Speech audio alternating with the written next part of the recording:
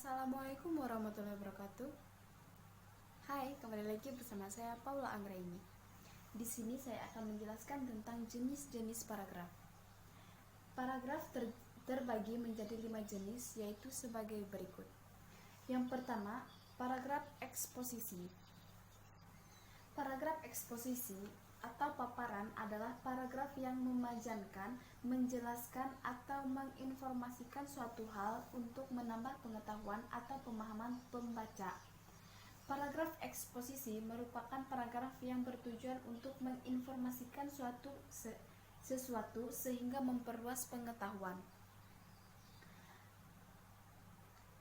Paragraf eksposisi bersifat ilmiah atau non-fiksi. Sumber untuk penulisan paragraf ini dapat diperoleh dari hasil pengamatan, penelitian, atau pengalaman. Jadi, paragraf eksposisi adalah paragraf yang menjelaskan atau menginformasikan sesuatu untuk menambah pengetahuan pembaca dan bersifat ilmiah atau non-fiksi, yang bersumber dari penelitian, pengamatan, atau pengalaman. Yang kedua, ciri paragraf eksposisi.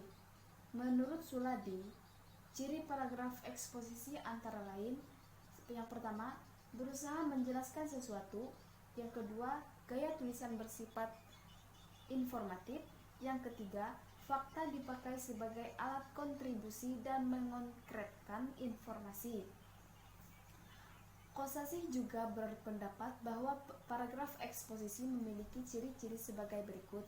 Yang pertama, penjelasannya bersifat informatif. Yang kedua, pembahasan masalah bersifat objektif. Yang ketiga, tidak mempengaruhi pembaca.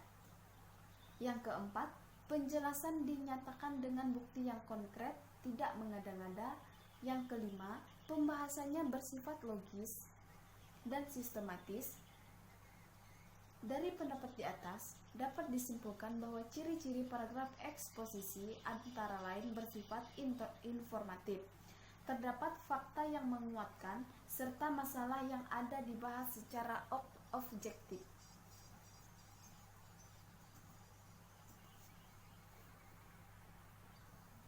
Kedua, paragraf deskripsi. Paragraf deskripsi atau pemerian adalah paragraf yang melukiskan suatu objek, tempat, atau peristiwa dengan seterang-terangnya kepada pembaca. Melalui deskripsi, pembaca seolah-olah diajak penulis untuk merasakan apa yang tertulis, karena penulis melibatkan hampir segenap panca indera di dalam tulisannya. Paragraf deskripsi berisi gambaran mengenai suatu objek atau suatu keadaan sejelas-jelasnya dengan melibatkan kesan indera. Paragraf ini bertujuan untuk memberikan kesan atau impresi kepada pembaca terhadap objek, gagasan, tempat, peristiwa, dan semacamnya yang ingin disampaikan penulis. Dapat disimpulkan bahwa paragraf deskripsi merupakan paragraf yang menggambarkan suatu objek, tempat, dan peristiwa dengan seterang-terangnya kepada pembaca dan melibatkan kesan indera sehingga pembaca seolah-olah diajak oleh penulis merasakan apa yang tertulis. Ciri-ciri paragraf deskripsi. Menurut Kurniasari, ciri-ciri paragraf deskripsi sebagai berikut. Yang pertama, isinya menggambarkan suatu benda, tempat, makhluk hidup, atau sesama tertentu. Yang kedua, penggambaran dilakukan dengan panca indera, di antaranya indera penglihatan, indera pendengaran, indera penciuman, dan indera pengucapan atau indera peraban. Yang ketiga, orang-orang yang membaca atau yang diceritakan ikut merasakan dan melihat sendiri objek yang dimaksud. Lalu yang ketiga, paragraf persuasif. Pengertian paragraf persuasi. Paragraf persuasi atau ajakan adalah paragraf yang berisi unsur ajakan, imbauan, bujukan, atau saran kepada pembaca. Persuasi mengutamakan emosi atau perasaan pembaca, sedangkan sasaran argumentasi menitik beratkan pada logika pembaca. Persuasi bertujuan agar si pembacanya terbujuk. Paragraf persuasi adalah paragraf yang berisi ajakan. Paragraf persuasi bertujuan untuk membujuk pembaca agar mau melakukan sesuatu sesuai dengan keinginan penulisnya.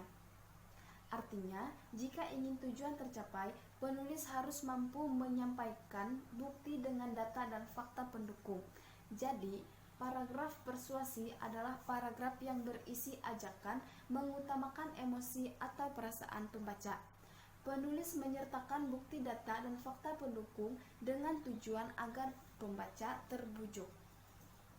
Ciri paragraf persuasi. Pendra Firdian mengungkapkan ciri-ciri persuasi yaitu: yang pertama, harus menimbulkan kepercayaan pendengar atau pembacanya. Yang kedua, bertolak atas pendirian bahwa pikiran manusia dapat diubah. Yang ketiga, menciptakan persesuaian melalui kepercayaan antara penulis dan pembaca. Yang keempat, menghindari konflik agar kepercayaan tidak hilang dan tujuan tercapai. Yang kelima, harus ada fakta dan data yang mendukung. Tetapi menurut Pratama, ciri-ciri paragraf persuasi antara lain: 1. Menggunakan ide, gagasan, atau pendapat. Yang kedua, bertujuan mempengaruhi sikap dan pembaca agar mereka mau berbuat, bertindak, atau melakukan sesuatu secara sukarela sesuai dengan yang diinginkan pengarang. Dan yang ketiga, membuktikan kebenaran pendapat pengarang sehingga tercipta keyakinan dan kepercayaan pada diri pembaca. Yang berikutnya, paragraf argumentasi. Paragraf argumentasi adalah paragraf yang berisi pembuktian atau pembahasan atas pendapat penulis tentang suatu hal. Dalam paragraf argumentasi, penulis berusaha meyakinkan pembaca dengan menyertakan bukti, contoh, atau alasan. Ciri paragraf argumentasi. Menurut Nur Sisto, mengemukakan ciri-ciri paragraf argumentasi adalah sebagai berikut. Yang pertama, mengandung bukti dan kebenaran. Yang kedua, alasan kuat. Yang ketiga, menggunakan bahasa denotatif. Yang keempat, analisis rasional atau berdasarkan fakta. Yang kelima, unsur subjektif dan emosional sangat dibatasi, sedapat mungkin tidak ada. Yang kelima, paragraf narasi. Paragraf narasi atau kisahan adalah paragraf yang berisi kisahan, cerita rekaan, atau pengalaman. Cerita dijalin dalam urutan waktu, peristiwa, dan tokoh, baik manusia maupun benda yang dimanusiakan, yang menjadi sorotan kisah penulisnya. Narasi bukan hanya terdapat pada karya fiksi, melainkan juga non-fiksi. Narasi merupakan gaya pengungkapan yang bertujuan menceritakan atau mengisahkan rangkaian peristiwa atau kejadian, baik peristiwa kenyataan maupun peristiwa rekaan atau pengalaman hidup berdasarkan perkembangannya dari waktu ke waktu, sehingga tampak seolah-olah pembaca mengalami sendiri peristiwa itu. Ciri utama paragraf narasi adalah gerak atau perubahan dari kejadian suatu waktu menjadi keadaan yang lain pada waktu berikutnya melalui peristiwa-peristiwa yang berangkaian, menurut Sujanto. Lalu menurut Keraf, yang menjadi ciri dari karangan narasi adalah: yang pertama, menonjolkan unsur perbuatan atau tindakan. Yang kedua, dirangkai dalam urutan waktu. Yang ketiga, berusaha menjawab pertanyaan apa yang terjadi. Yang keempat, ada konflik. Sekian penjelasan saya tentang jenis-jenis paragraf. Kurang dan lebihnya saya mohon maaf. Wassalamualaikum warahmatullahi wabarakatuh.